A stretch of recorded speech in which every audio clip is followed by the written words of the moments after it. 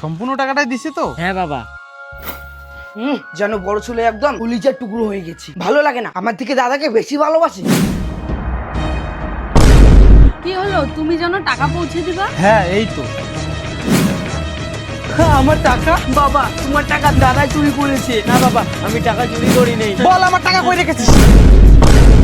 আরে আরে তুমি মারছো কেন? তুই বাড়ি থেকে বেরিয়ে যা, তোর মতো সন্তান আর আমার চাই না। হ্যাঁ বাবা, আমি বাড়ি থেকে চলে যাচ্ছি, তবে আমি টাকা চুরি করিনি। তুমি দেখবে অবশ্যই আমার একদিন দরকার পড়বে।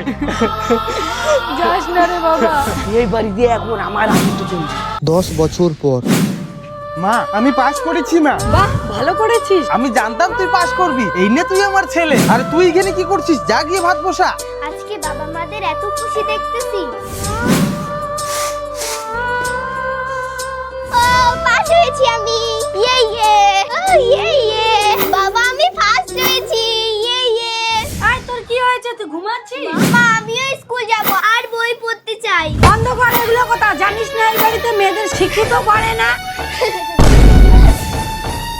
এতে আমি কি করব বল? এই বাড়ির নিয়ম কারণে এরকম। আমারও তো ইচ্ছে করে তুই পড়াশোনা কর, কিছু করার নেই রে মা। জানিস না আমরা নারী। বাবা বাইরের কলেজে ভর্তি হব, কিন্তু আমাকে যে 50,000 টাকা লাগবে। ঠিক আছে রে বাবা, তুই যাওয়ার আগে আমি তোকে দিয়ে দিব। আরে জমির টাকা তুমি কি করতেছো? কালকে বাবু বাড়ি থেকে বের হবে, টাকাটা আমি ওকেই দেব। আরে সব টাকাই দিয়ে দিবা। দেখবে বাবু একদিন অনেক বড় চাকরি পাবে, আর সেই দিন আর আমাদের কষ্ট থাকবে না। মা বাবা আমি গেলাম। ঠিক আছে রে বাবা। বাবা আমি একটা কথা বলি। কি হয়েছে? বাবা আমিও স্কুল পড়তে চাই, দাও না আমাকে স্কুল ভর্তি করে। চুপ কর তুই, আর দুদিন পরে তো তোর বিয়ে দিতে হবে। কিসের পড়াশোনা? তো পড়াশোনার কথা মুখে আনবি না তুই। তারপরে কি হলো দেখার জন্য ভিডিওটি লাইক করে পার্ট 2 লেখো।